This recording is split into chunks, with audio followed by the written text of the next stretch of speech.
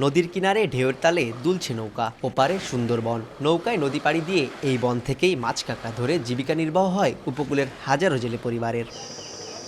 পহেলা June থেকে ৩ মাসের জন্য সুন্দরবনের নদী খালে বন্ধ মাছ ও কাঁকড়া আহরণ। বন্ধের ৩ মাস কর্মহীন বনজীবীদের পর্যায়ক্রমে ১২০ কেজি করে চাল দেওয়ার কথা। তবে নিষেধাজ্ঞা প্রায় শেষ হলেও কোনো সহায়তা পাননি তারা। এতে অবরোধকালীন সময়ে মানবেতর জীবনযাপন করছেন জেলেরা। বেসরকারি উন্নয়ন সংস্থা বা মহাজনের কাছ থেকে চড়া সুদে ঋণ নিয়ে মেটাচ্ছেন পরিবারের চাহিদা। যখন ওই জাল ধরাটা বন্ধ হয়ে যায়, মাছ ধরাটা বন্ধ হয়ে গেলে তখন যদি সেই চাল ওই একদিন না, যদি আপনি 10 দিন পরেও যে চালটা দেন, সেই জালের জন্য ক্ষতি। কষ্ট লাগে কি কারে বলবেন, আর আমি কারে বলবো ওটা।